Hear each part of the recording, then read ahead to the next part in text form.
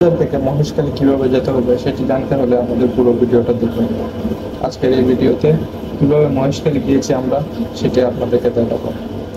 তো প্রথমে আমরা কলাতলি থেকে একটি অটো ভাড়া করি, সেটি আসলে 100 টাকা নিয়েছিল। তো আপনারা এরকমই 100 থেকে 80 টাকার ভিতরে পেয়ে যাবেন। তো তারপর এখান থেকে যেতে হবে 6 নম্বর ঘাটে। 6 নম্বর ঘাটে যাওয়ার পর আপনারা আবার জনপ্রতি টিকিট কিনতে হবে 20 টাকা করে, যেটা আসলে আমার কাছে একদমই অকেজো মনে হয়েছে, কোনো কাজেরই না। শুধু 6 নম্বর ঘাটে ঢুকতেই 20 টাকা। তারপর তো ট্রলার ভাড়া, স্পিড বোট ভাড়া আছে। তো এখান থেকে চাইলে আপনারা যেতে পারবেন হচ্ছে স্পিড বোট, ট্রলার অথবা নৌকা দিয়ে।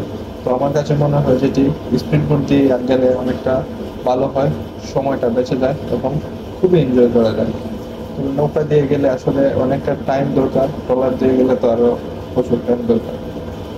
তো সেক্ষেত্রে আমার কাছে মনে হচ্ছে যে স্পিড বোট দিয়ে গেলে ভালো হবে, তবে ট্রলারের ভাড়াটা কম হলে স্পিড বোটে কিন্তু অনেকটা বেশি।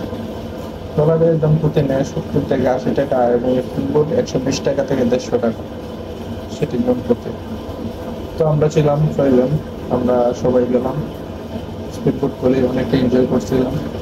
তো ওইখানে যাওয়ার পর আবার হচ্ছে আপনাকে ঘোরানোর জন্য টাকা নেবে অনেক, সেটা আসলে অটো ভাড়া করার হয়। তো সেখান থেকে অটো আসলে ভাড়া করতে গেলে অনেকটা ব্যয়বহুল, তারা আসলে 1000 থেকে 1200 টাকা চেয়ে বসে। তো আমরা না বুঝাতে আমরা 700 টাকা দিয়ে দিলাম। যখন দেখলাম যে খুবই অল্প জায়গা আমাদেরকে ঘুরে আনছে, প্রায় 5টা 6টার মতো জায়গা, যেটি আসলে আমার কাছে একদমই প্রায় 1 থেকে 1.5 ঘন্টা সময় লেগেছে, ওদেরকে 700 টাকা দিয়ে দিতে হচ্ছে। আসলে এখানে একটা চক্র থাকে, যে চক্রটি আসলে এই এরকম করে থাকে পর্যটকদের সাথে। তবে সেক্ষেত্রে আপনারা একটু সাবধান হয়ে থাকবেন। মহেশখালীতে ভাড়া কিন্তু অনেকটা প্রচুর চেয়ে থাকে, তবে অনেকটা কমে আসে যদিও আপনারা দাম দর করতে পারেন। সেই ছিল আজকের ভিডিওতে, দেখা হবে অন্য কোনো ভিডিওতে। আমাদের পেজটি ফলো রাখুন।